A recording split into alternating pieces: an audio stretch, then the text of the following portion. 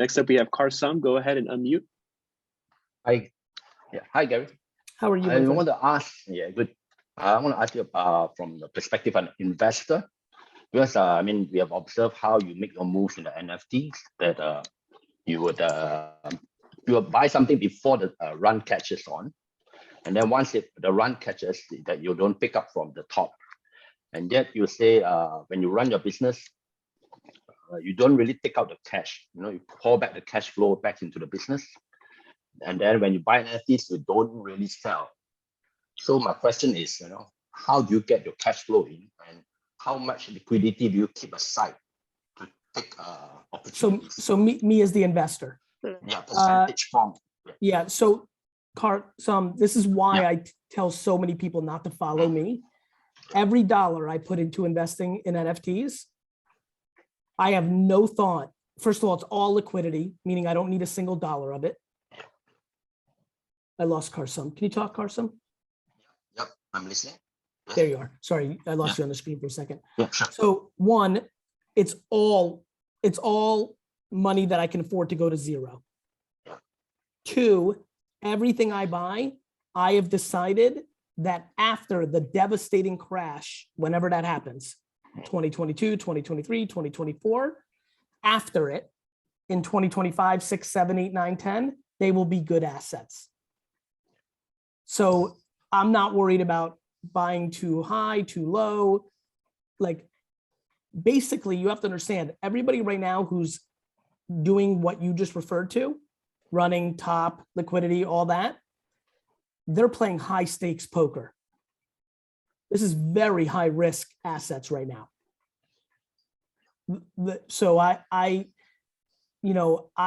not in a position to answer you because I would never do it. I would never day trade NFTs. Definitely, I've observed from that you don't chase the top. You just let it run, and then when you buy when it comes down, and you scoop from the floor. Yeah, I have a lot of USD, non-Ethereum, because Ethereum will collapse with it or might trigger it, or who knows. I have a lot of USD to try to buy the Amazons and eBays of March 2000 of the projects I like. But do you have a percentage that you keep aside, the liquidity percentage, so it will help the other business owners that they don't over-invest, that they keep aside for reserves? You mean to buy when the market collapses, or to live my life? Both. As a percentage from, not absolute terms, but percentage. I'm sorry, one more time.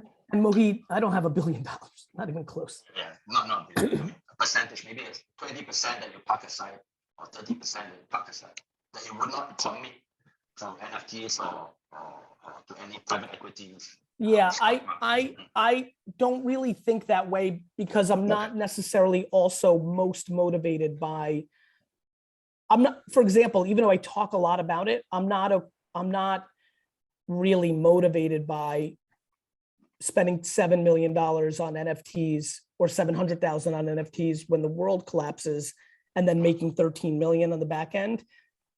I'm a really simplistic. What makes me dangerous and successful is the fact that I don't care about money. What makes me a good investor and a great entrepreneur is that I have a certain amount of dollars, US dollars, sitting in a bank account for a rainy day. If everything went to Great Depression, right? After that, I probably have a little bit of float, what you're referring to, maybe double that to be offensive, because I'm at this point in my career, but the number is staggeringly low. $1 million for my net worth, that it's very low, because I'm not motivated by the financial success. I'm motivated by the game.